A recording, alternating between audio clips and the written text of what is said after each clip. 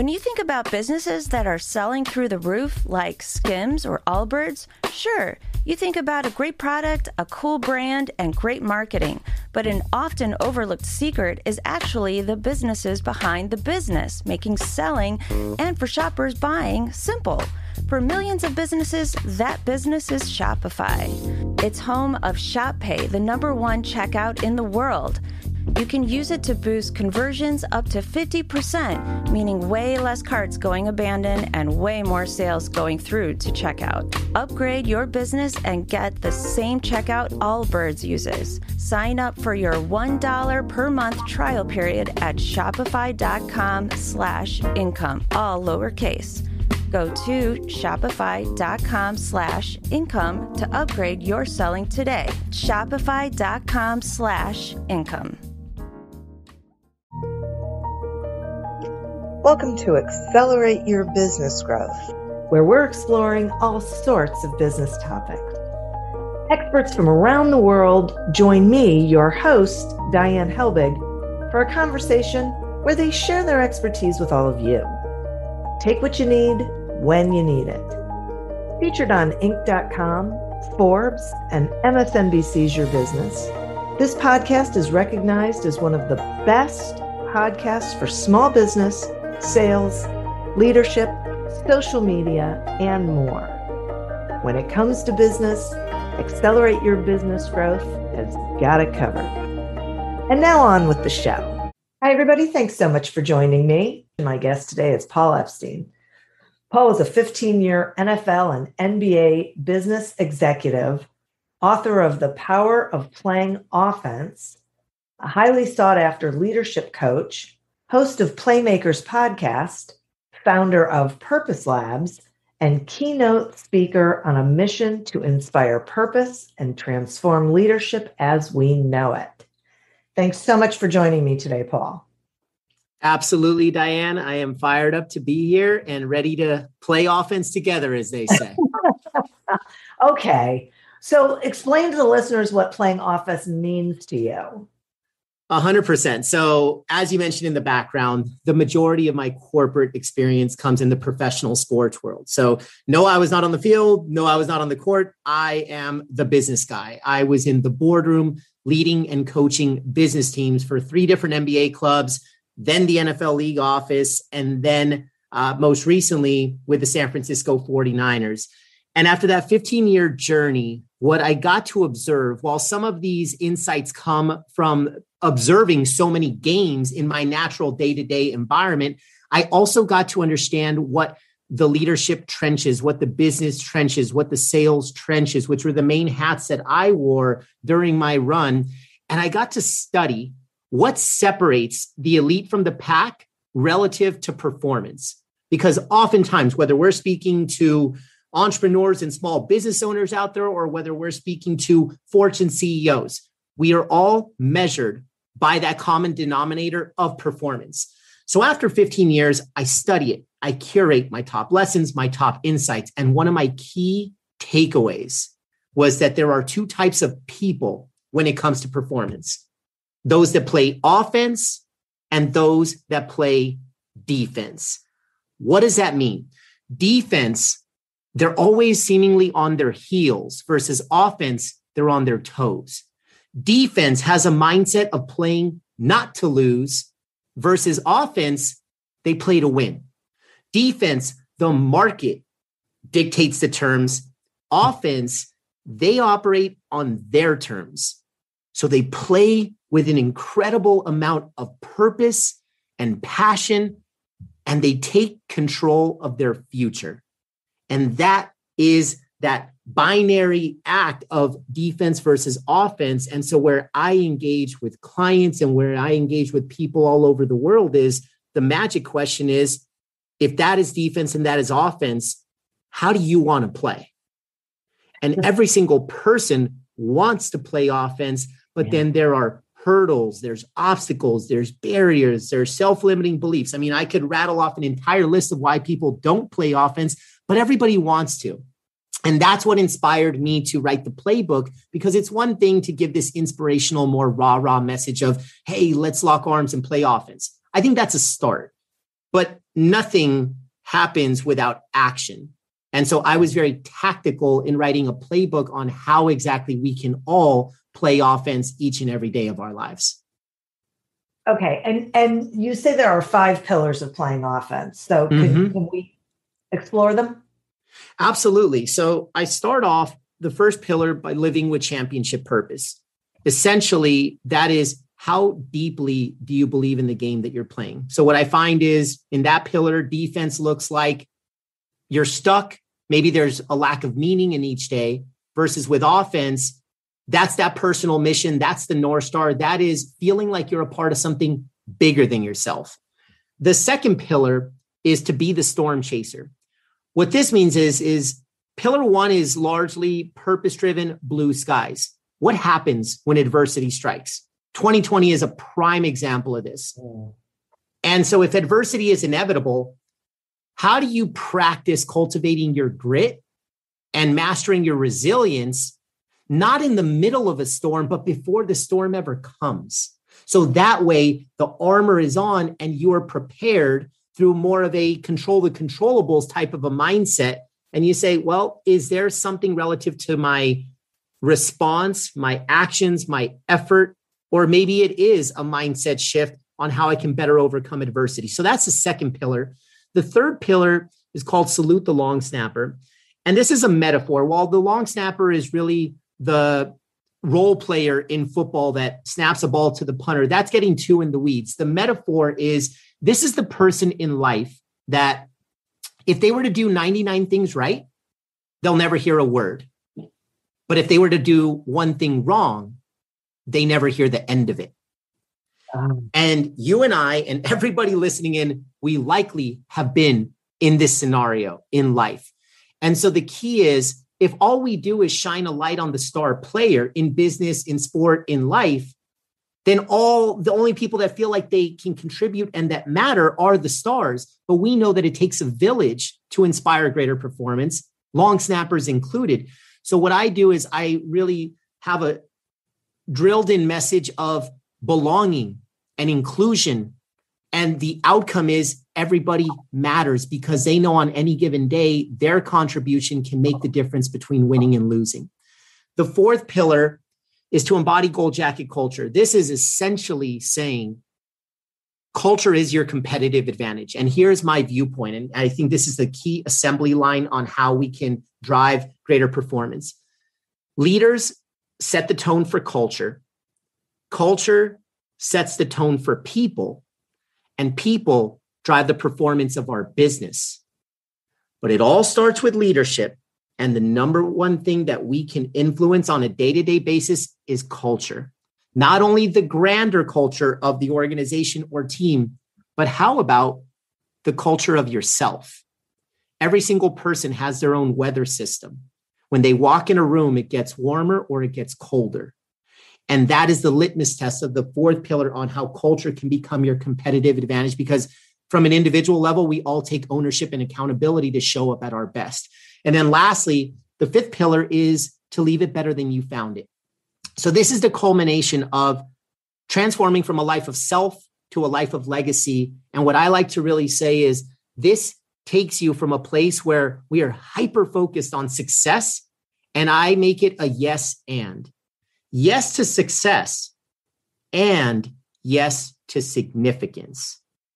Success is serving ourselves. Significance is serving others. And the interesting part here, Diane, is that I know many successful people that don't feel significance. However, I don't know a single person that feels significance and is not successful. And so that's the journey of playing offense. Wow. Boy, so first of all, I love all of that. Second of all, I love that last part, especially that, because it's so true that it's sort of like, servant leadership, that when you aim to serve, then you feel fulfilled and you are successful. Yeah. And it's interesting, Diane, how unfortunately, and this is part of what was the spirit of the inspiration to write the book because I saw a major gap in the market that nobody's teaching that. What you just said, where is that in our business schools, in our MBA programs? Where is that in the training manuals? Where is that in the HR onboarding? Like it's so about just kicking butt on your own. And nobody talks about contribution, service, impact. You tend to find that mid to late career, but why are we waiting until then? Yeah. It's a great question. I know.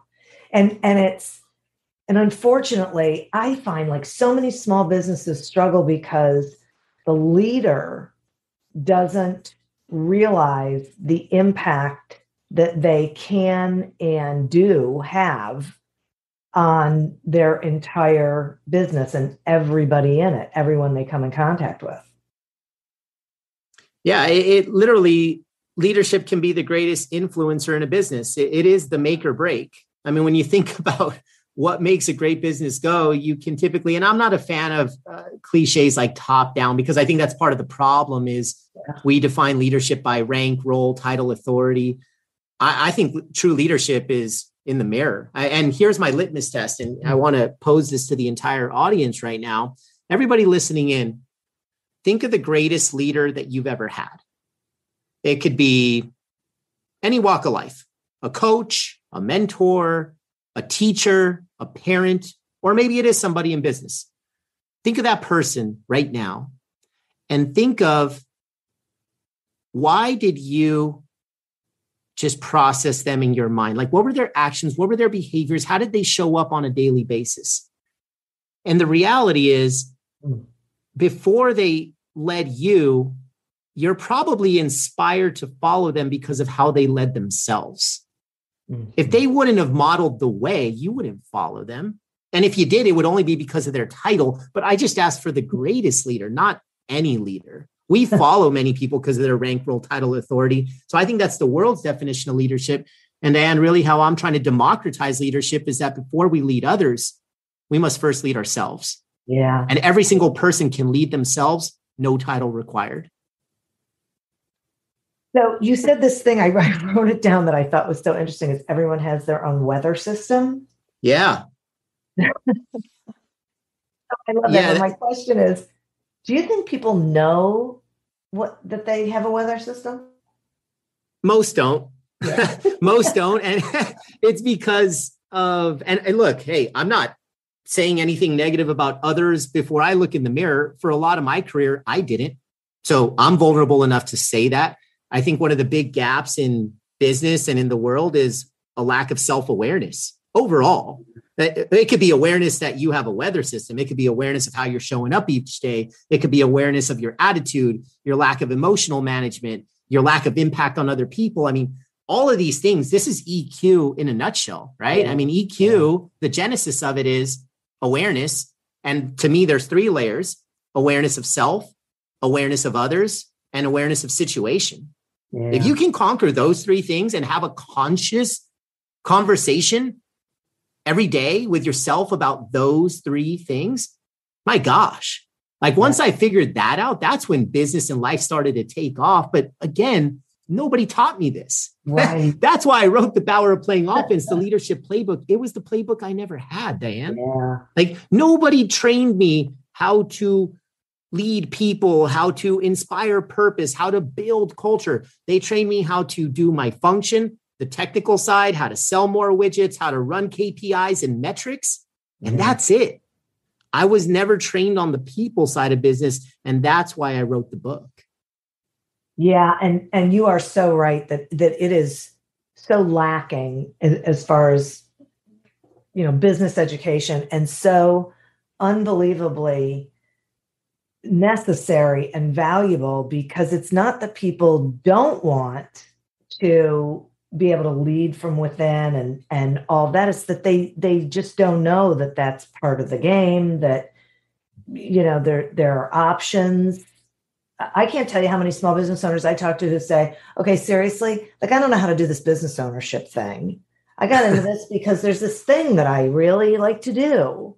And now I have to deal with people and process and this and that, and they have no idea where to start.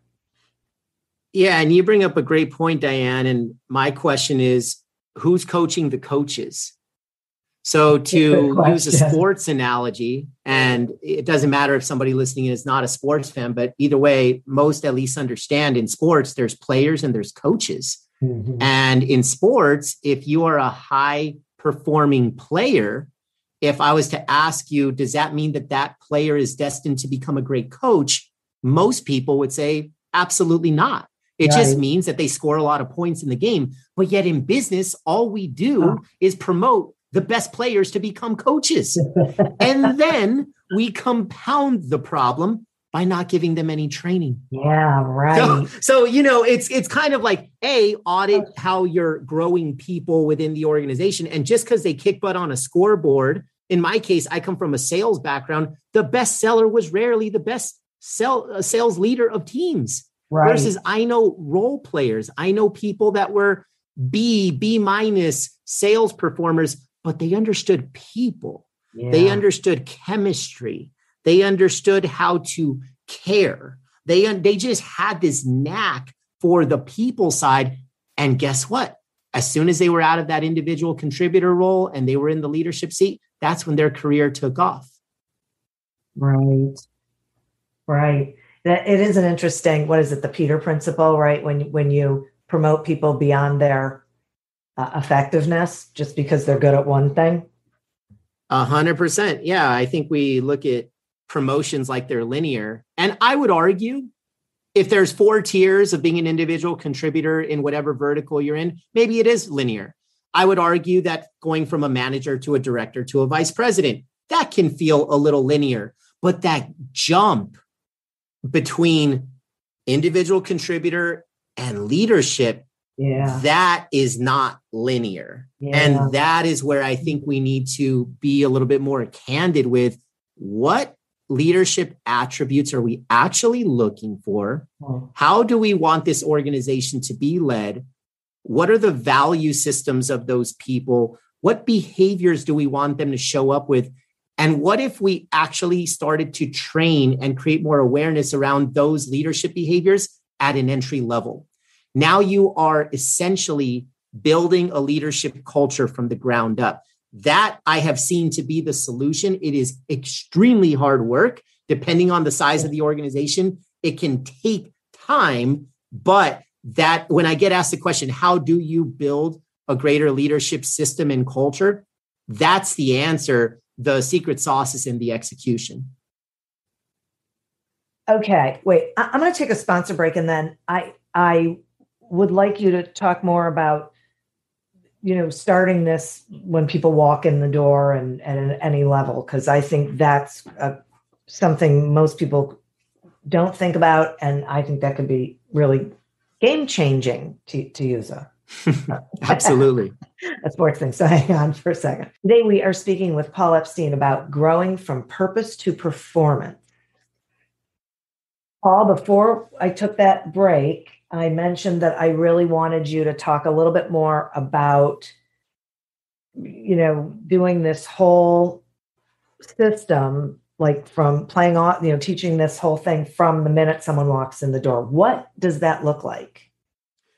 So what it looks like, I'll first start off by defining culture, because I think there's 1,000 versions. If you were to Google, what does organizational culture or company culture or team culture mean? I think you're going to find a lot of answers. And to me, even as what some call an expert in the space, and I'm humbled to even be called that, I'll just say very humbly that I think people make culture way too complicated.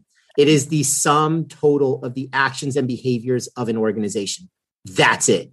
Like, think about the actions and behaviors, because you could have the best intention, but if you don't show up that way, who cares about intention? This is how you show up. And that's going to create, going back to the weather system that you brought up, Diane, the weather system is, how do people show up every day? When I walk in the room, how do they behave? How do they act? How do they make decisions? Really, if you were to drill it down to actions, behaviors, decisions, that's the culture.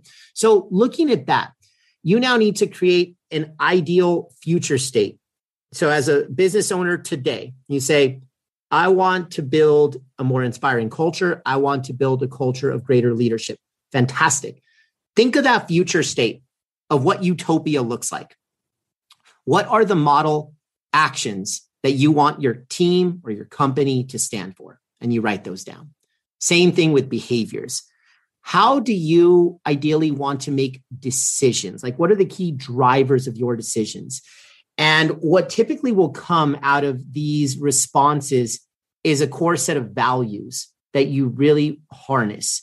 Now, values can be one of two things, Diane, and for everybody listening in, and I love values more than anything in the world. I think they can be one of the more powerful drivers of good in the world, but I also think it leads to one of the bigger misses in the world because the majority of corporate values end up being empty words on the wall. Because we go through this cool workshop and somebody like myself comes in and we shoot out of a cannon, and then next Monday morning, nothing's different.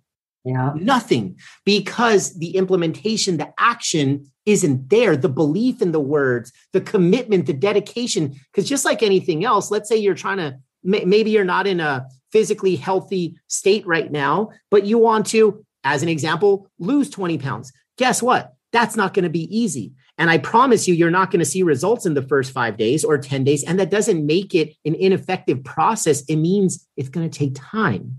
And with leadership and culture and values and everything we're talking about, it's the same principle. It takes time. It's the daily, non-sexy commitment and dedication to those actions and behaviors. And so that's what I would say is narrow in on the values that are most important to you, and then use those values as a lens for how you show up. Here's an example. Let's say one of your values is impact.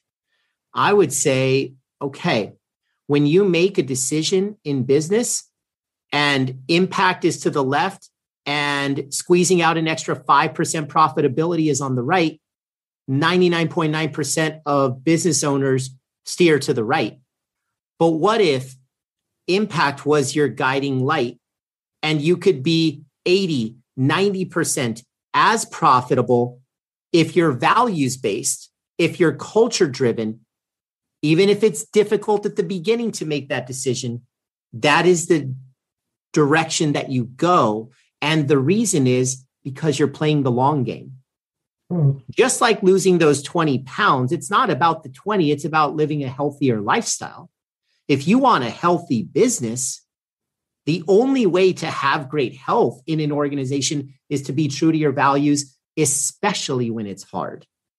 And so that would just be one high-level example is imagine your future state, come up with an ideal set of corporate values, and then make those values the lens for your actions, behaviors, and decisions, and then teach that out to the organization. And here's the last piece, Diane, train it through the organization. So one of my clients, their top value is curiosity. And I said, what does that look like?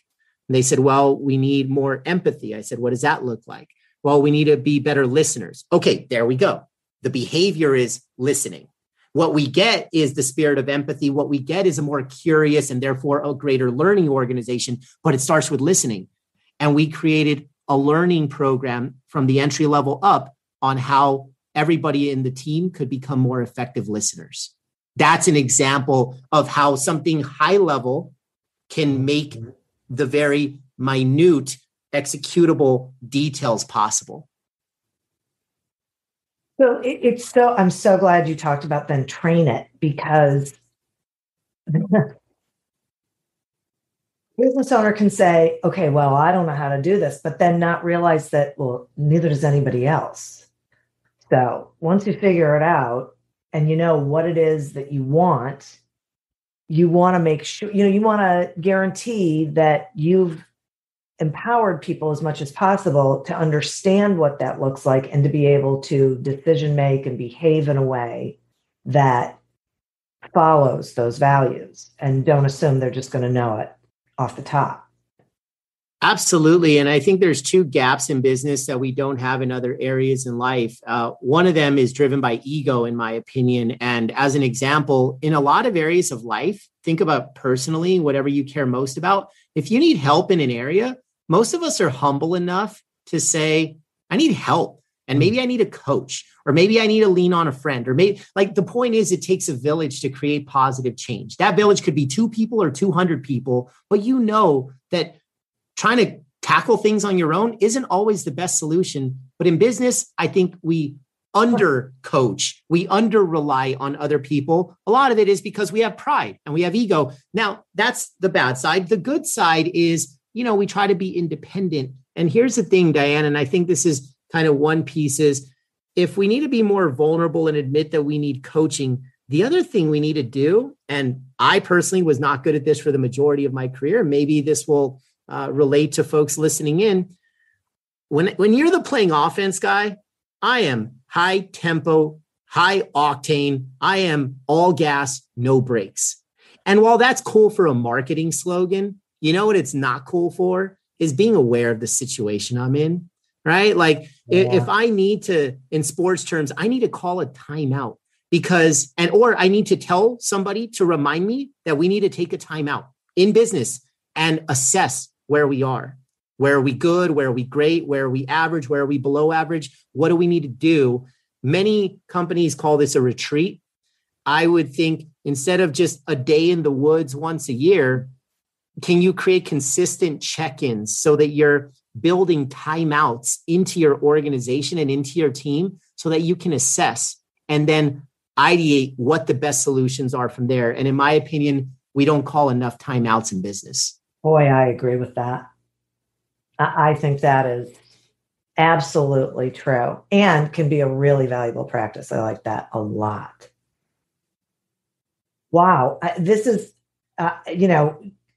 great. And it's so interesting that it can apply for everyone in the organization, if I'm hearing this correctly, and that you want it to, and that it's not just the leaders who have the title, it's everybody.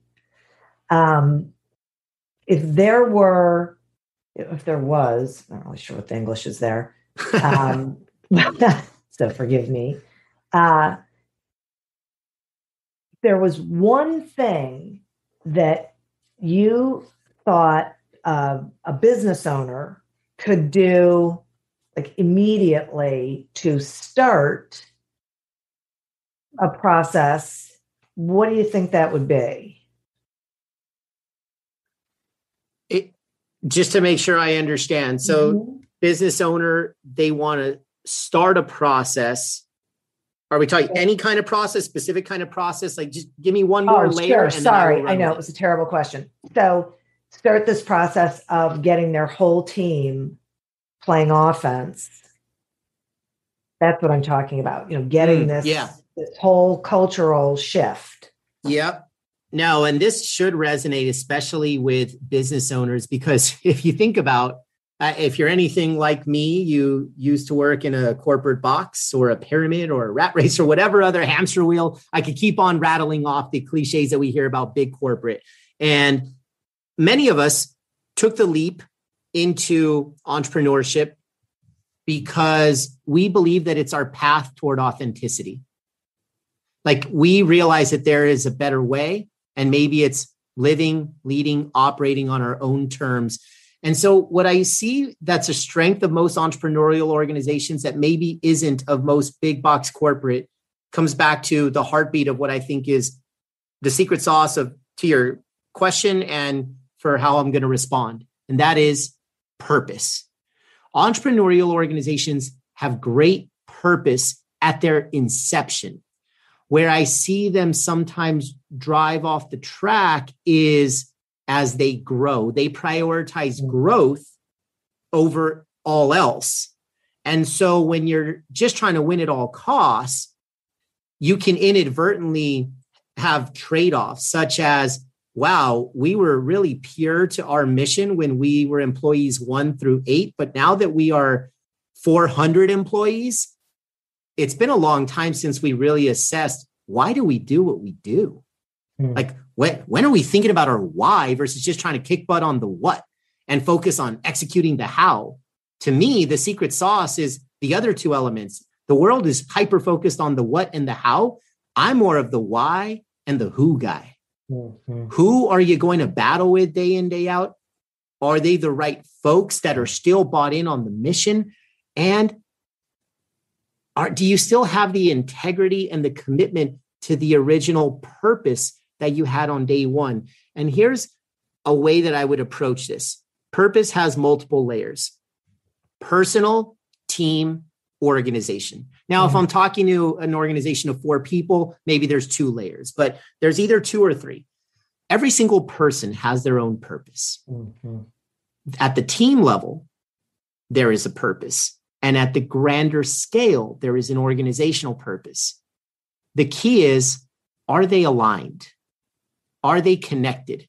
Because if they're not, you find yourself having an employee base that is paycheck driven, not purpose driven. Because if their purpose doesn't match, and I don't mean in words, but the spirit, the belief in the greater purpose has to be there from every single team member. Otherwise, there's negative domino effects. And that's where you get attrition problems, retention problems, recruiting problems, engagement problems, inspiration problems. Like all these challenges, they're not always bad people, folks. Oftentimes they don't feel like they're a part of something bigger than themselves. Right. Yeah, that's good. As you were talking about that, I was thinking, and if the purposes don't align, that's okay. This just probably isn't the right place for them because they're not going to feel like they're contributing. They're not going to feel fulfilled. That, you know, they're not really going to be at their best at what they're doing. And they owe it to themselves to find that place where there's that alignment. Yeah, you know what's funny about that, Diane? I agree with you 1,000,000%. So my company, Purpose Labs, and at a high level, what we do is we help people, teams, and organizations not only discover their purpose, but then activate it. So we're the action folks. There's a lot of purpose, find your why stuff out there, and we do that. But then the magic is now roll your sleeves up on Monday morning and put it in action, right? Yeah, so anyways, we do all this work. And before I get hired, there's many CEOs out there that say, but Paul, what if you help our team find their individual purpose and we go through exercises to find our organizational purpose, and then we start losing folks? And in my head, and I literally will be very blunt and say this, and I said, if you're worried about that, think about the win-win. A disengaged team member may actually go find a pasture that's greener for them, and you will have the opportunity to fill a seat with somebody that is 1,000,000% all in on your purpose.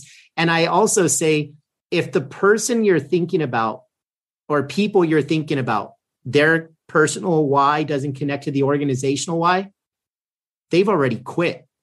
You just don't know it. Like, that's the reality. Like, they've already, who's going to stay in a job for 30 years if they don't believe in the bigger picture? This is not the factory of 80 years ago. Right. This is the workforce of today. So these people have quit without actually quitting. So I actually think like that's why you need to find purpose. Short term, you may take one step back, but it's to take 1,000,000 forward. Right. Exactly. When I used to be in leadership, we used to call it addition by subtraction. Absolutely. Yeah. Yeah. Wow, Paul, this is really, really great stuff. And I so appreciate you spending time with me here. Will you tell the listeners, you know, how they can find you and Purpose Labs and how they can get the playbook? Absolutely. So for one, the Power of Playing Offense is available on Amazon. And so that is the best place to find it. For more on me, paulepsteinspeaks.com, or let's connect on LinkedIn, Instagram, frankly, any social platform. And then Purpose Labs is purposelabs.us. So I am easy to find. I've got amazing marketing partners that have created an amazing digital footprint. So all this to say that if you're inspired by purpose, performance, and impact, then please find me. Let's connect. Let's hop on a call and see what's possible. Excellent. Thank you. And listeners, thank you. You are always who we're doing this for. And boy, there was a lot to unpack here, a lot that's really valuable for you, your business, and your future success. Thank you for tuning in to this episode of Accelerate Your Business Growth, a production of Evergreen Podcasts. Discover more episodes of this podcast and explore others at evergreenpodcast.com. As always, continue to prosper, and be curious. And if you're looking to get your sales strategy headed in the right direction, pick up a copy of Succeed Without Selling on Amazon or wherever books are sold. Until we meet again on another episode of Accelerate Your Business Growth, goodbye and good day. Do you love news about LinkedIn, Indeed, Google, and just about every other recruitment tech company out there? Hell yeah. I'm Chad. I'm Cheese. We're the Chad and Cheese Podcast. All the latest recruiting news and insights are on our show. Dripping in snark and attitude. Subscribe today wherever you listen to your podcasts. We out.